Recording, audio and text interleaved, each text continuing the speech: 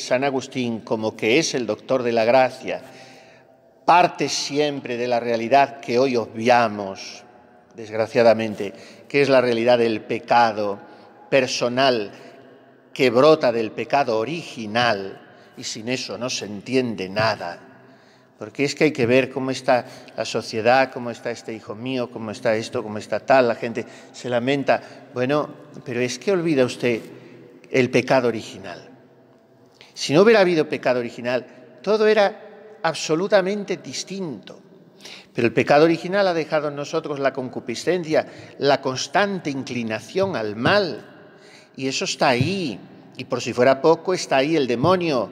Pero el demonio no tendría nada que hacer si no hubiera pecado original. Porque el pecado original, como decíamos esta mañana, desquició todo. Volvió lo que estaba derecho, lo volvió completamente del revés.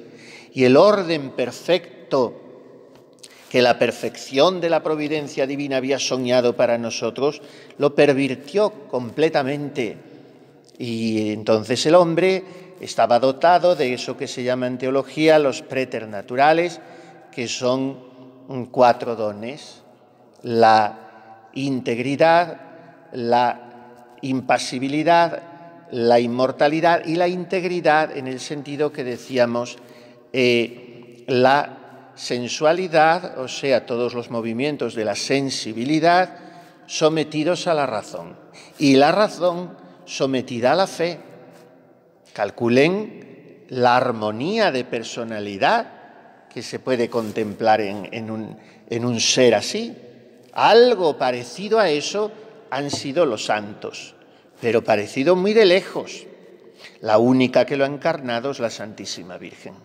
En ella sí, la sensibilidad totalmente subyugada por la prudencia, por la sindéresis, por la razón.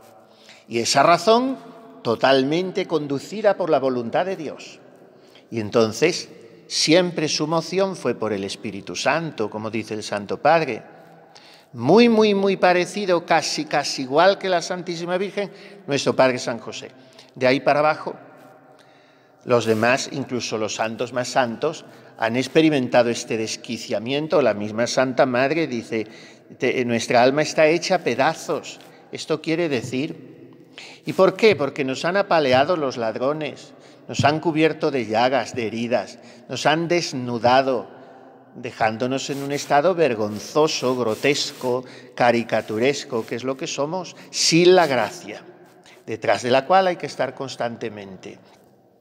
Por eso el hombre caído a la vera del camino, que luego encontrará el samaritano bueno, después que hayan pasado ante él sin hacerle caso el sacerdote y el levita, pues este hombre representa a Adán. Y en Adán, dice San Agustín, a todo el género humano. Y él toma esa imagen geográfica que tanto les gusta a los padres, jugando también con la etimología, a veces documentada y otras veces traída por los pelos, digamos la verdad, con la etimología de los nombres de los lugares o ciudades. Jerusalén sí sabemos que es visio pacis, visión de paz, ciudad de paz, y que por tanto representa la Jerusalén celestial. Y cuando hablamos del monte Sión, sobre el cual está asentada Jerusalén, estamos hablando del cielo. Pero esa Jerusalén, mientras está en la tierra, puede caer, y entonces la caída es Jericó, que ya veíamos que San Agustín interpreta como luna, y siempre que se habla de la luna se piensa en sus menguantes. Por eso los padres también son muy amigos de comparar a la Iglesia con la luna, porque la Iglesia tiene épocas gloriosas, de gran luminosidad, de gran perfección en su redondez completa, y tiene otras épocas en las que disminuye muy notoria y evidentemente su santidad, y tiene otras en las que la oscuridad casi la ha anulado a los ojos nuestros, porque nosotros vemos la luna desde nuestra angulatura. Y luego la luna vuelve a empezar a crecer poco a poco, y por eso es imagen de la Iglesia para los padres. Pues bien, esa luna que dice Agustín que significa Jericó, que está evocando nuestra mortalidad, porque nosotros estamos siempre en trance de disminución, en trance de desaparición, cuando nos apartamos un poco de Jerusalén, como decayó la fe y la esperanza de los dos de Emaús cuando se apartaban de Jerusalén y se separaban del día y caminaban hacia la oscuridad. Y entonces dirán aquel divino peregrino, Mane nobiscum quoniam ad vesperascit, porque el día está terminando, porque se nos acaba la luz, porque al haber salido de Jerusalén, la ciudad de la paz, y al haber escapado de la comunidad, el amor del prójimo, entonces mi individualismo y mi desesperanza me conduce a la noche. Y este hombre había caído también por eso, el pobrecito enfermo, que nunca decimos cómo era, porque nos dedicamos a juzgar al sacerdote y al levita negativamente, claro, y al samaritano bueno como ejemplo de nuestra conducta. Pero del enfermo no sabemos nadie nada, cómo era, ni qué dijo antes de la paliza de los ladrones, ni qué dijo después cuando se vio curado. Pues también hay que pensar que quizá si hubiera tenido un poco más cuidado y hubiera puesto ciertas cautelas y no hubiera ido solo, pues no le hubiera pasado eso.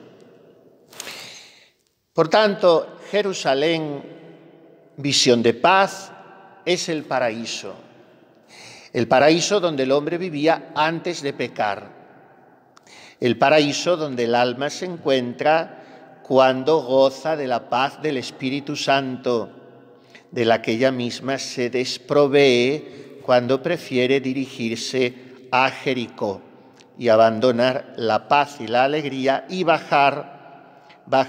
dejarse humillar y abatir por el pecado hacia su propia carne. No dice el evangelista que aquel hombre bajó a Jericó, sino que bajaba, porque es una tendencia permanente la nuestra a bajar. No es que bajemos una vez o algunas veces en la vida, sino que nuestra naturaleza está siempre inclinada al mal. Bajaba a Jericó. Y, por tanto, en esa actitud habitual que había en el hombre, que hay en cada uno de nosotros, de bajar, se había enquistado ya una cierta despreocupación, una cierta indolencia, un cierto atolondramiento. Estamos bajando sin darnos cuenta de que descendemos. Y entonces aquel hombre incauto elige un camino donde no podía evadir el asalto de los ladrones.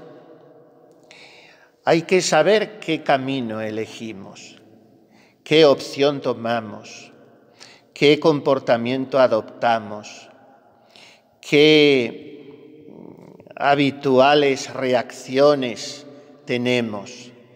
Ese es nuestro camino, o puede ser nuestro doble camino. Toda la Sagrada Escritura está trenzada de este consejo. Mira, presento ante ti dos caminos, el de la vida y el de la muerte. Escoge bien. No debemos olvidar que la malicia está siempre armada de engaños y que el demonio es un ángel superinteligente y bien pertrechado de toda clase de artificios para asaltarnos en el camino, porque esos son los ladrones, los ángeles de la noche y de las tinieblas. Y ese hombre cayó en poder de esos ángeles malos, los mismos que habían inducido al primer hombre a desobedecer, y así le despojaron del ornato de la inocencia en que había sido creado, y le hirieron. Y herir el demonio, haciendo pecar a Adán, significa que le despojó, le incapacitó para el uso del libre albedrío. Eso de que el hombre fuera íntegro y de que la sensualidad suya estuviera sometida a la razón y ésta a la voluntad de Dios por la fe, no significa que el hombre estuviera predeterminado. El hombre fue creado libre, lo mismo que el ángel fue creado libre. Tan es así que un tercio de ellos, según la tradición un tercio, porque el dragón del Apocalipsis arroja del cielo un tercio de las estrellas, pues según la tradición y según los autores espirituales, son un tercio los demonios de todos los ángeles creados. Y la cantidad de los ángeles es incontable, los millones y trillones. Por lo tanto, los demonios andan dispersos por el mundo para la perdición de las almas y son los malignos espíritus que pululan por los aires, como dice San Pedro. Pues bien, el ángel, en el instante mismo de su creación, porque si hubiera ya tenido la visión beatífica, no podía haber pecado, no podía haber dicho non serviam, sino que en el instante justo en que fue creado, Dios le dio la capacidad de decidir al ángel, a todos los ángeles. Y entonces, haciendo mal uso de esa libertad, renunciaron por soberbia a servir a Dios todos los ángeles malos. Y como no estaban conformes con ser ellos solos, porque siempre el malo quiere atraer así a más secuaces, pues induce el demonio a pecar al hombre y le hiere y le despoja, y después de herirle se va. O sea, esto es el pecado original, una llaga a la que después nosotros añadimos muchas otras heridas por los pecados personales. Y además, el demonio despoja al hombre de la inmortalidad. Y porque el demonio es el señor de la muerte, como que es el señor del mal, es el señor de la muerte. Por eso hoy estamos en una sociedad satanizada, no solo porque uno sale a la calle, no hace falta la calle, en la misma iglesia, y ves a Satanás vestido de mujer. No solo es eso, sino que se hacen fiestas al demonio. Esta toma de las grandes ciudades también de Madrid, por esa reivindicación de los derechos de los sodomitas, que es una cosa repugnante, vomitiva, absolutamente, convertir una ciudad en una cloaca, que es lo que son esa pobre gente, pues es una fiesta que se está haciendo a Satanás. Y los pobrecitos niños, cuando llega la noche de la víspera del Día de Todos los Santos, que es el día que se hacen más misas negras y más cultos satánicos en el mundo, ese día hay que rezar muchísimo. Y a esa noche hay que pasarla en oración y hacer muchos desagravios, porque es un verdadero culto a Satanás. Eso que le llaman con esa palabra espantosa, porque además han llenado nuestro precioso castellano de barbarismos horrísonos, eso del Halloween, eso es fiesta al demonio.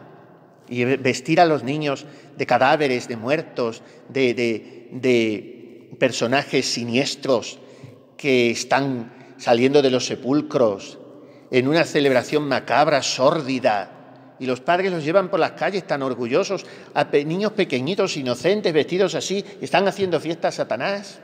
Es horrible.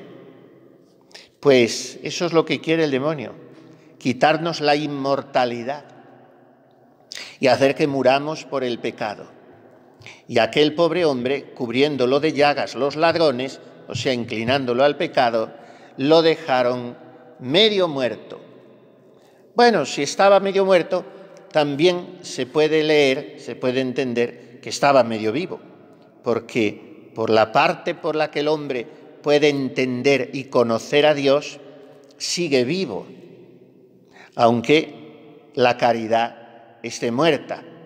Por la parte que sucumbe al pecado, por la parte que está oprimida por el pecado, es hombre muerto, pero siempre queda una mitad viva. Nunca el hombre está incapacitado para volver a Dios. De lo contrario, caeríamos en una visión del pecado luterana. Y esta es la herejía protestante. El pecado predetermina al hombre. El pecado inutiliza de antemano toda obra buena que pueda hacer el hombre. No importan para nada las obras, solo la fe, porque el hombre está corrompido de antemano. Y entonces la redención de Cristo no nos limpia, Sencillamente es como una cortina, la sangre de Cristo es como una cortina que hace que nuestros pecados queden ocultos a la vista de Dios. Todo eso, dice el heresiarca Lutero, al cual hoy se le hacen hasta homenajes en instancias muy altas de la Iglesia. Pues no es que el pecado inhabilita absolutamente al hombre, porque entonces caeríamos, como digo, en un predeterminismo fatalista, sino que medio hombre queda vivo y por tanto podemos siempre volvernos a Dios. Se queda muerto el libre albedrío hasta entonces, porque hasta entonces esa libertad ha actuado torcidamente. Pero a partir de entonces puede usarse esa libertad para volverse a Dios. Es verdad que el hombre queda tendido, dice también San Lucas, está tendido a la orilla del camino.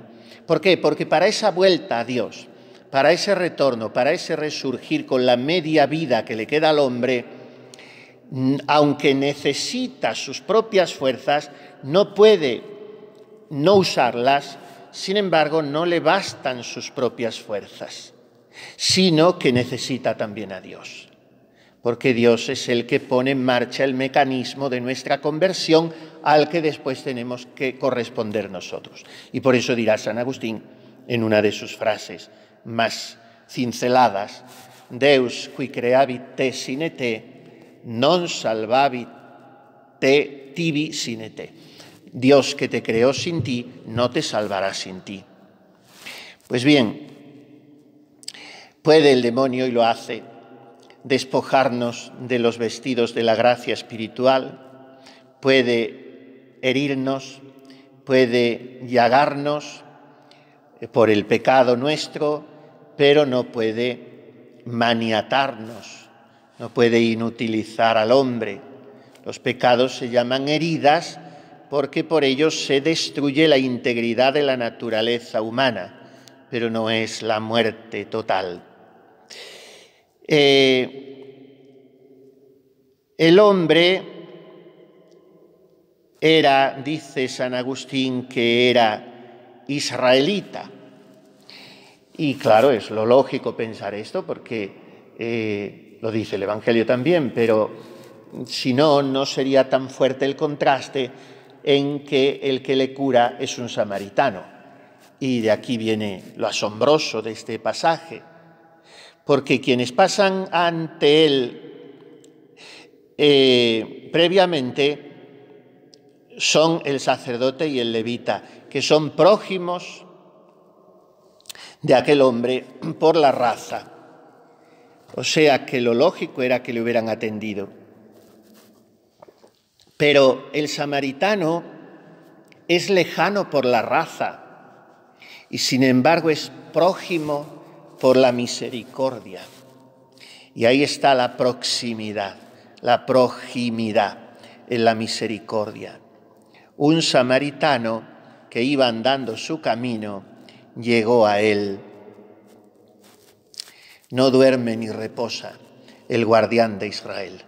Jesús está siempre a la mira de nuestras necesidades, de nuestras desgracias, y está atento, siempre llega en el momento justo para curarnos.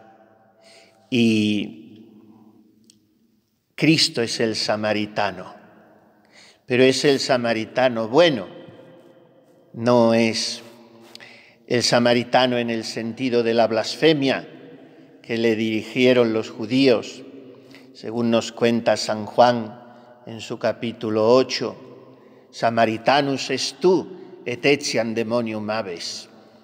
Terrible blasfemia, ¿no? Tú eres también samaritano y tienes demonio.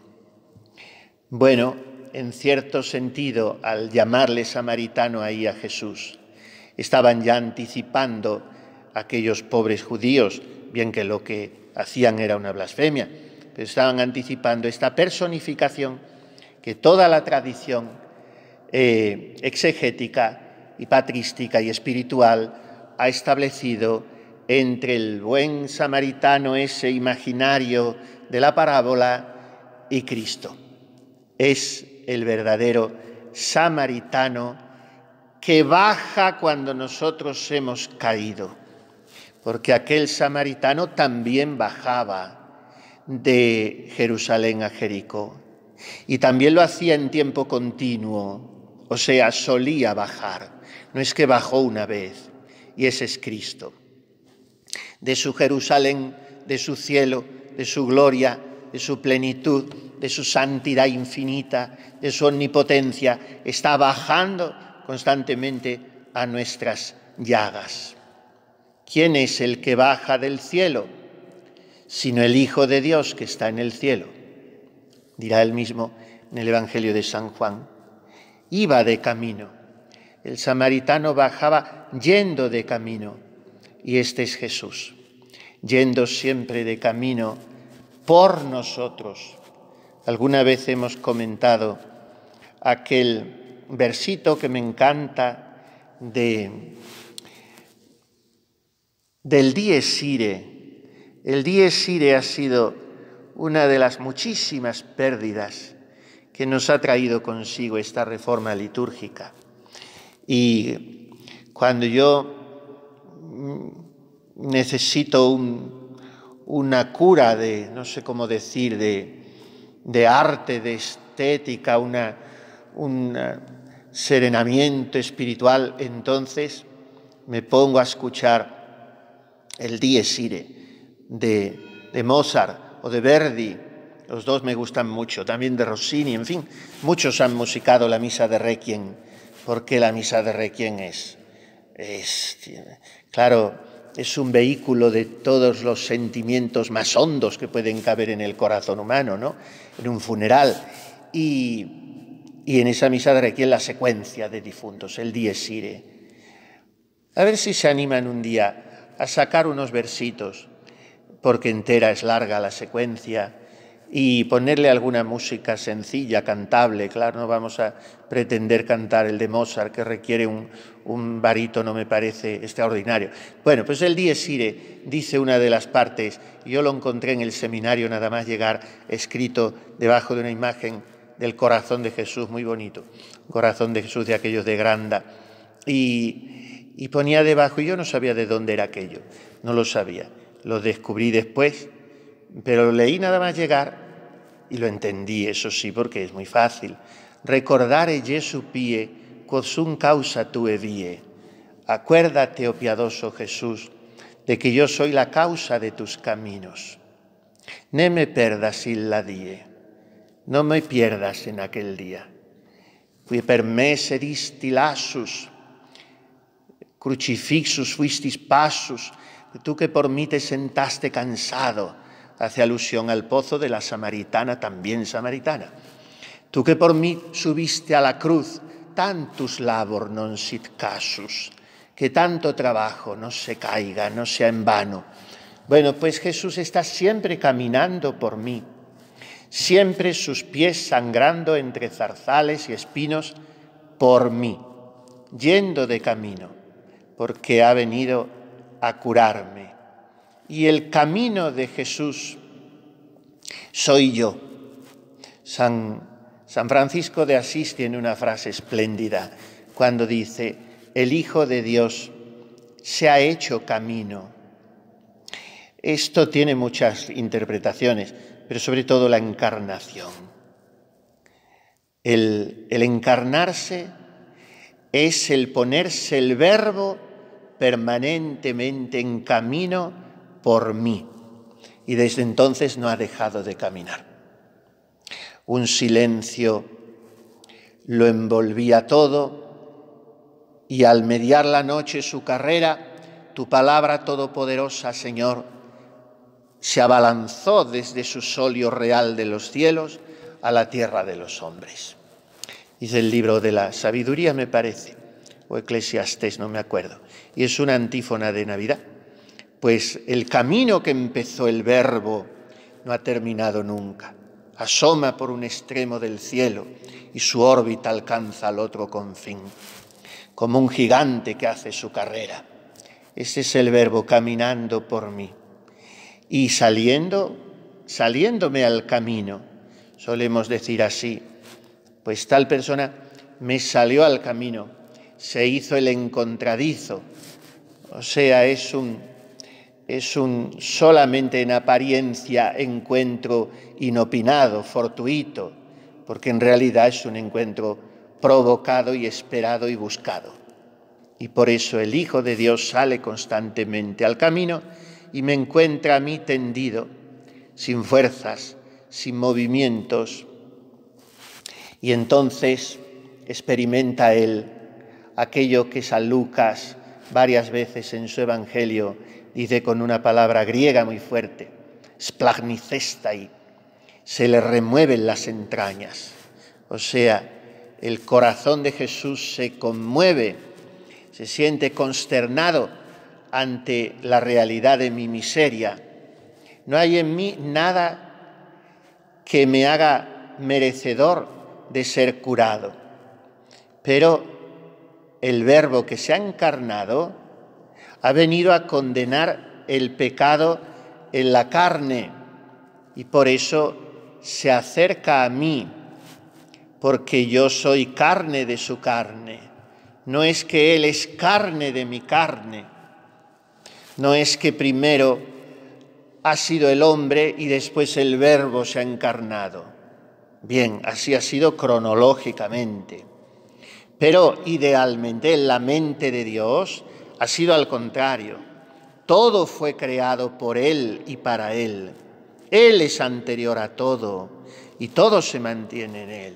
Él es el primogénito de toda criatura, es el primero en todo. Y sobre su plan he sido ya después dibujado yo, he sido diseñado yo.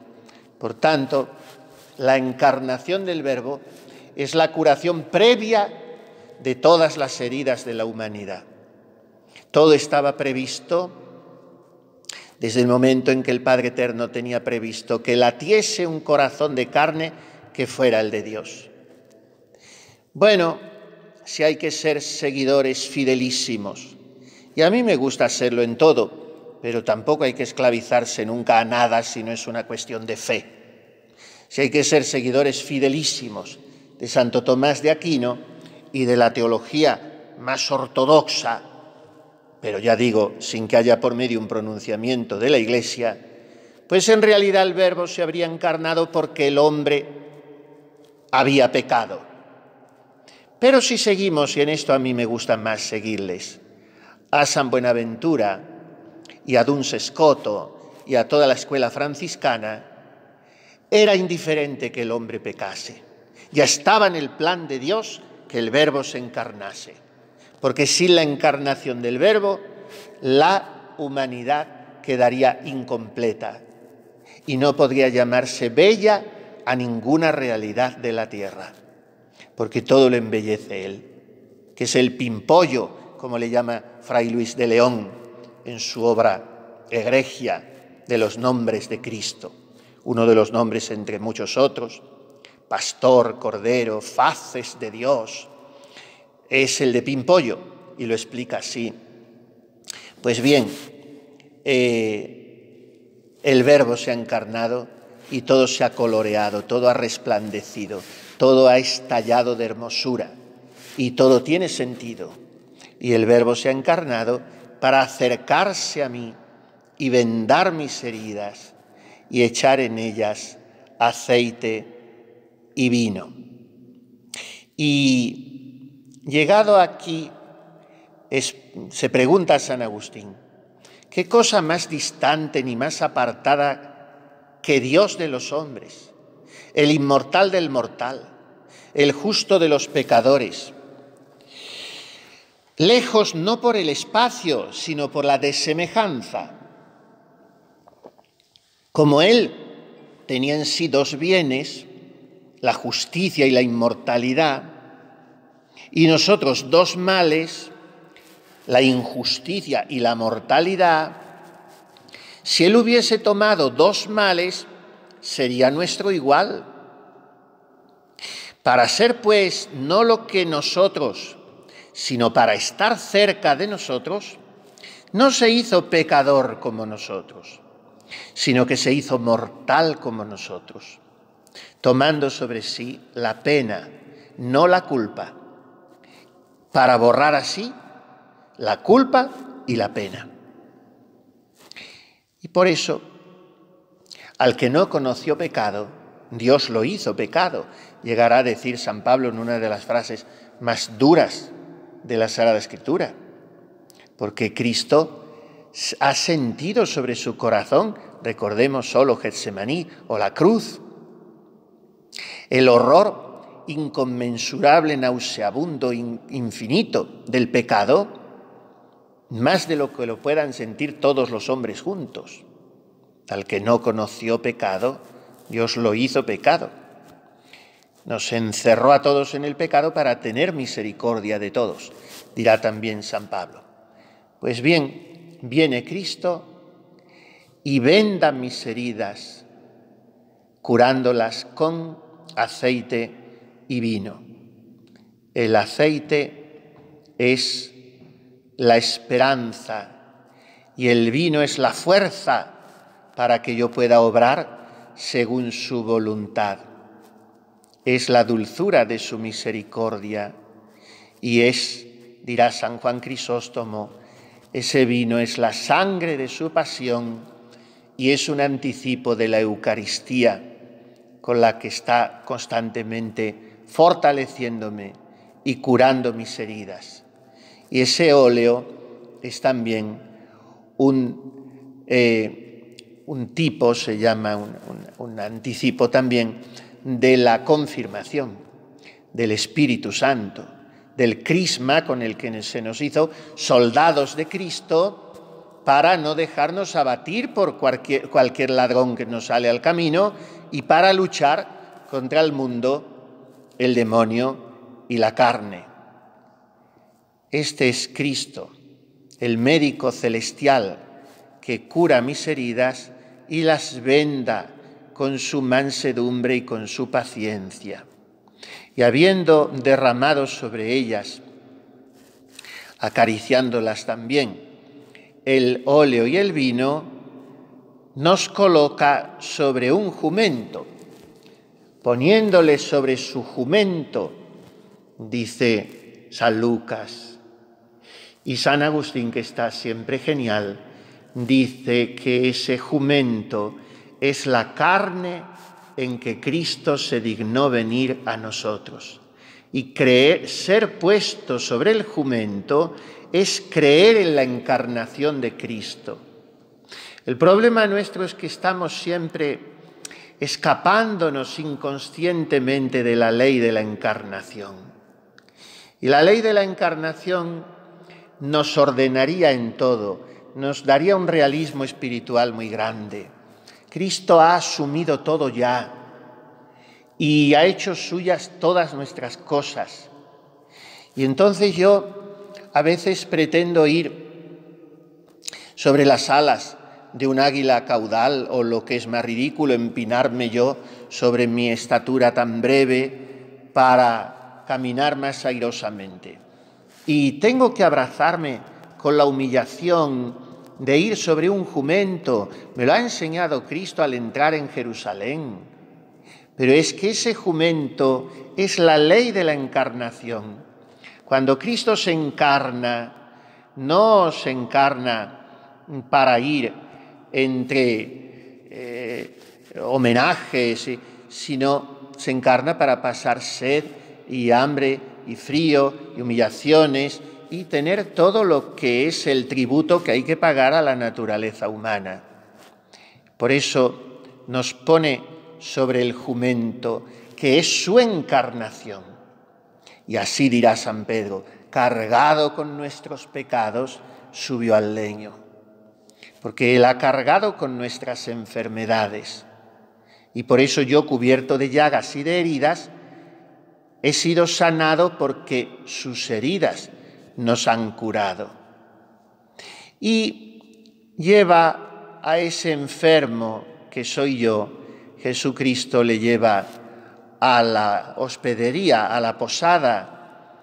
La iglesia es el hospedaje que está en el camino de la vida, dice San Juan Crisóstomo. Y la iglesia recibe a todos los que van a ella cansados del viaje, cargados con los sacos de sus culpas. Ahora parece que se descubre un pacífico ignorado al cabo de 2000 años, que la Iglesia tiene que acoger a todos los heridos y necesitados. Esto ya lo llevan diciendo los padres y los santos y practicando hace 2000 años.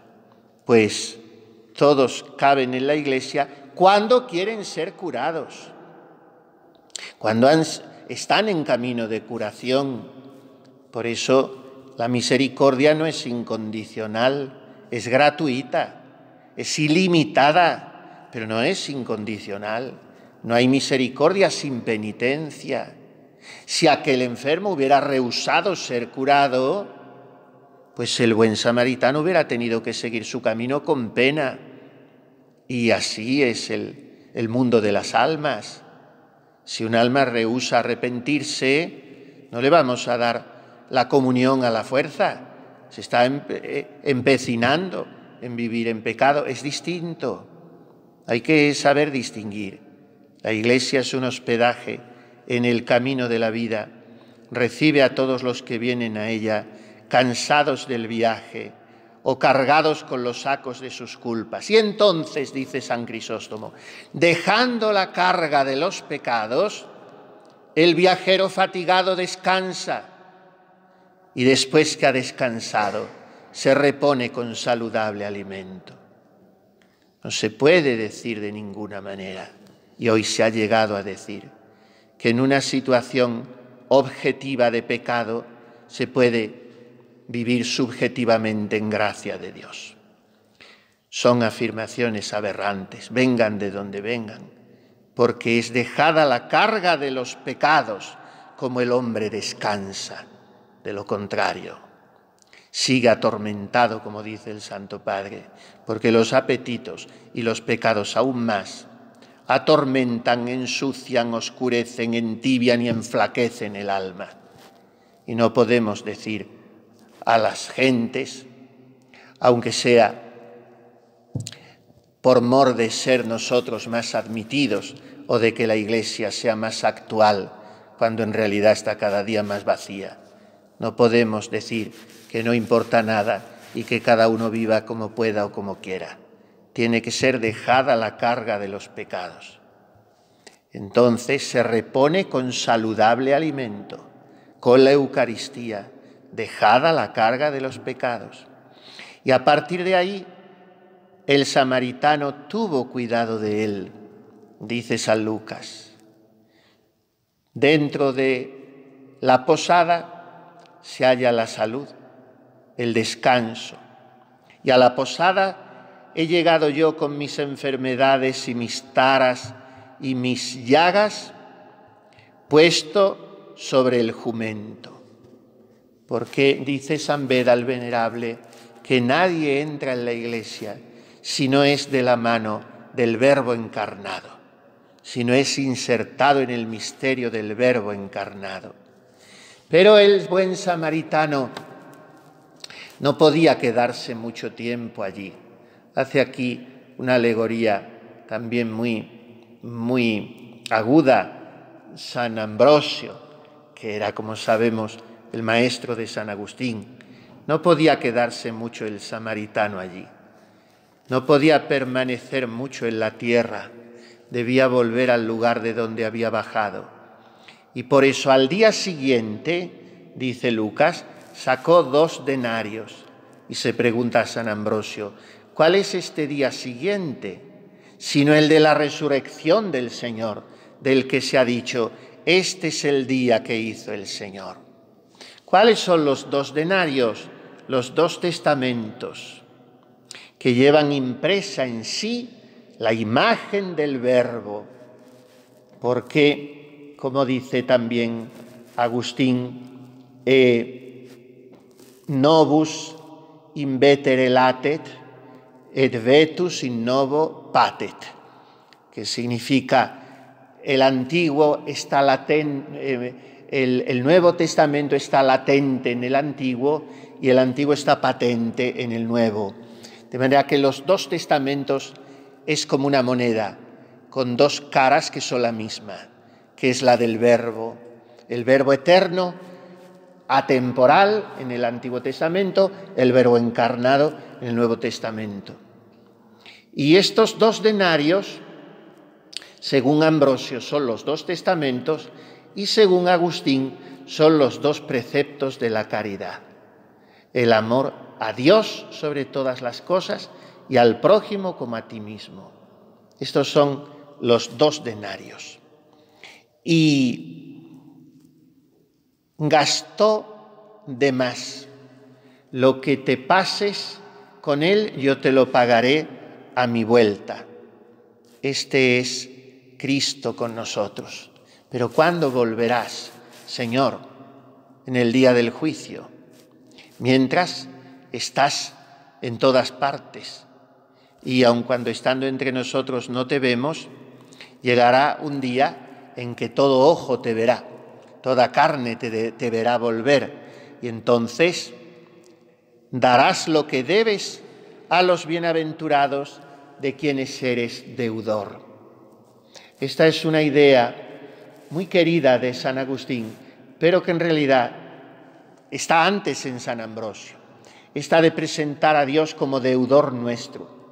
Porque dirá Agustín que hay 2 maneras de contraer una deuda con alguien, que es que esa persona nos haya prestado una cantidad o algo y nosotros tengamos que devolvérselo, o que yo haya prometido algo a esa persona y tenga que cumplírselo, que es otra manera de ser deudor. Solemos decir lo prometido es deuda. Pues entonces Él vendrá en el último día a pagar a cada uno según sus obras. Ojalá que nosotros, en fin, no sé si es atrevido decir esto, pero que con nosotros tenga que contraer Jesús una deuda que nos la tenga que pagar de gloria y mientras tanto nos la esté pagando de gracia en esta vida. ¿Y el prójimo quién es para mí? Dice San Agustín, aquel a quien debo asistencia y misericordia si la necesita, o aquel a quien la debería si la necesitase. O sea, que mi prójimo no es solamente el real, de aquí y ahora, sino que es el potencial. Pero es que también de esto se deduce que aquel de quien yo debo recibir misericordia y comprensión y asistencia es mi prójimo, porque no hay prójimo sin reciprocidad. Por tanto, este es el oficio de la caridad. Tan hermoso es este precepto que se extiende incluso a los ángeles, porque lo que hacen los ángeles con nosotros es amarnos traduciendo esa caridad angélica en servirnos.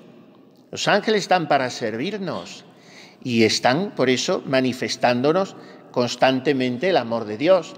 Pero es que nuestro prójimo número 1 es nuestro Señor. Él es mi prójimo y, por tanto, mi proximidad con Él consiste en dejarme amar por Él. ¿Cómo se vive el amor al prójimo en una comunidad religiosa y las múltiples ocasiones que hay de encontrar hermanas heridas en la orilla del camino, de no pasar de largo, de mirar, de descubrir la necesidad, de curarlas la mayoría de las veces sin que ella misma se dé cuenta, con aceite y vino, y de llevarlas sobre nuestro propio jumento. De eso está lleno el día de una carmelita descalza, porque una carmelita descalza está rodeada de enfermas crónicas, como ella misma es una enferma crónica, como todos somos enfermos crónicos, dice Santa Teresita. Y entonces tenemos que pasar la vida curándonos unos a otros. Pidamos a María esta gracia. San Juan de Ávila le da un título precioso a la Santísima Virgen. Y pues sois, Señora, enfermera del hospital de la misericordia divina, poned vuestras manos sobre nuestras llagas y dignaos curarlas.